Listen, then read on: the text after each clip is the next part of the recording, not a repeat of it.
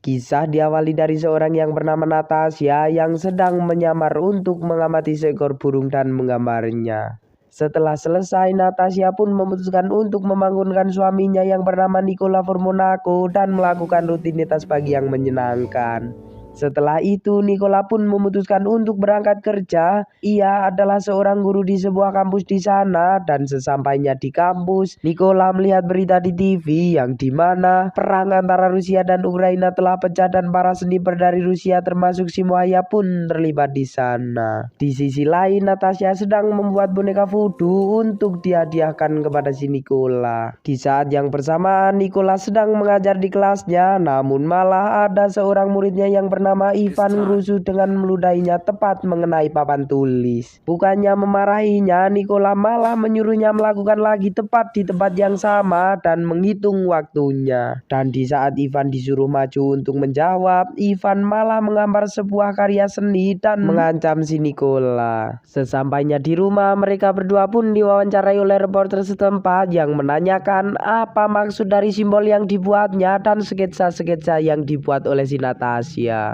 Setelah selesai, kedua reporter itu pun malah tidak berterima kasih dan malah menganggap mereka berdua orang aneh dan langsung meninggalkan tempat itu. Singkat cerita, malam pun tiba. Mereka berdua pun melakukan rutinitas malamnya dengan berendam bersama, membuat api unggun dan bernyanyi bersama. Di sisi lain, kita diperlihatkan sekelompok Kopassus yang sedang OTW ke posnya dan mempersiapkan diri untuk peperangan.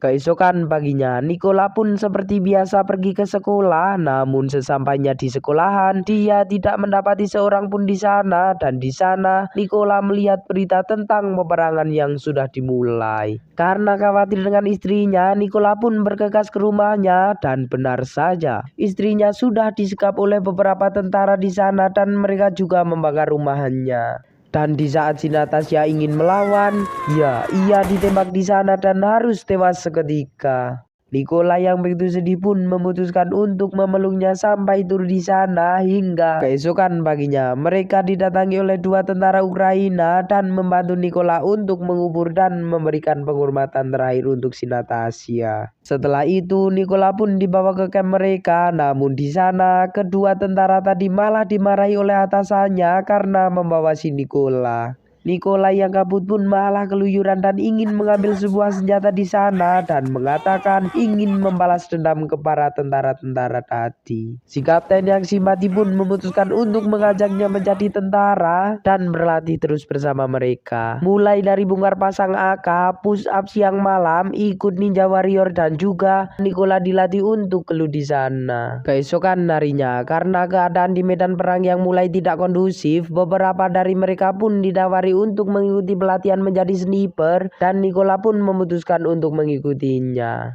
Namun karena Nicola orang baru dan dianggap tidak berbakat, Nicola pun ditolak untuk ikut. Namun karena berisikeras untuk ikut, Nicola pun memutuskan untuk membuktikan hasil latihannya dengan bongkar pasang AK selama 20 detik dan dengan mata tertutup. Dan dia pun berhasil meyakinkan atasannya dan diperbolehkan untuk ikut.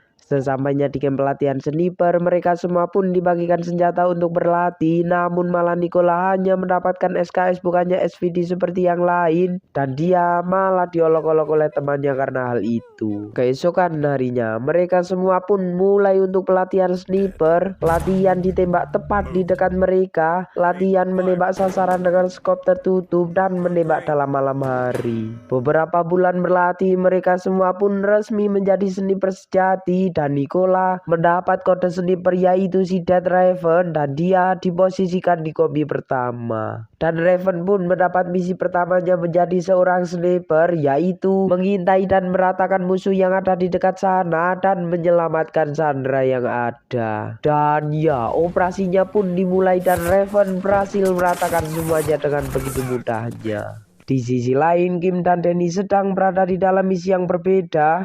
Dan karena pergerakan mereka diketahui musuh, ya, Danny pun harus terheadshot dan tewas seketika. Raven yang begitu sedih atas kematian temannya pun langsung semangat menjalankan misi balas dendam. Dan sesampainya di lokasi, Raven pun membuat sebuah jebakan dan bersembunyi untuk menunggu targetnya lewat. Dan benar saja, beberapa dari tentara musuh pun lewat di sana. Namun tak disangka, salah satu dari mereka adalah Ivan, mantan muridnya. Namun karena Wiskadong emosi, Revan pun langsung menembak pemantiknya dan membuat mereka semua tewas seketika. Singkat cerita, malam pun tiba. Mereka berdua pun memutuskan untuk beristirahat di sebuah gubuk tua di sana dan bercerita tentang kehidupan mereka hingga keesokan paginya. Mereka pun mempersiapkan peralatan untuk menyergap musuh dengan beberapa mobil dan banyak tentara yang ada. Sesampainya di lokasi, mereka pun langsung beraksi. Namun karena musuhnya dua orang, salah satu dari mereka pun memanggil bala bantuan dan langsung membombardir mereka dengan serangan udara. Karena hal itu, si kapten pun menjadi korbannya dan harus tewas seketika. Dan karena emosi jiwa, Raven pun memutuskan untuk meratakan musuh sendirian dan Raven pun berhasil meratakannya. Dan di saat berendam, Raven pun mendapatkan panggilan misi lagi dan dia langsung bergegas keesokan paginya. Dan sesampainya di pos, mereka pun langsung di briefing tentang rencana yang ada dan tugas-tugas mereka untuk menyergap sniper yang bersarang di pabrik bekas di sana. Dan mereka pun mulai bergerak ke sana dari malam hari dan Revan ditugaskan untuk ngeras masuk ke dalam bangunan untuk ngekill para sniper yang ada. Setelah semuanya siap di posisi mereka masing-masing,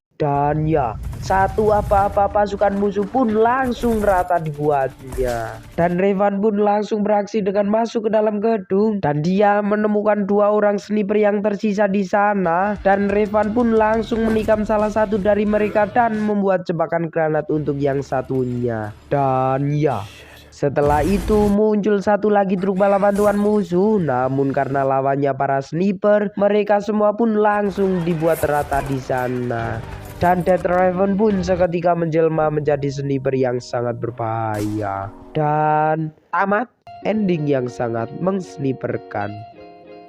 Emang kelas nih si Raven, yang tadinya pria culun langsung menjelma menjadi seorang malaikat maut. Emang sat. Sehingga pesan yang dapat kita ambil dari film ini adalah, jadilah seperti si Raven. Walaupun diolok-olok, dihina, dicaci oleh teman-temannya, ia tetap tenang dan pelatih dengan keras mengasah skillnya sehingga dapat membungkam mereka dengan hasil yang didapatkan. Dan ingat, kesalahan terbesar seorang musuh adalah meremehkan lawannya. Itu tumben mantep. Saya San mewakili seluruh kru yang bertugas mengucapkan banyak terima kasih. Jangan lupa subrek dan sampai jumpa di video selanjutnya. Adios. Indomie kuah Simohaya. Ya, mohon maaf semuanya, jarang upload karena sedang tren masuk angin. Jadi ya beginilah. Masih agak-agak udah mendingan lah ya. Jadi terima kasih yang udah menunggu. Mohon maaf sebesar-besarnya lagi jarang upload karena ya itulah. Jadi ya, kalian tetap jaga pacar ya. Jangan lupa makan ya guys ya.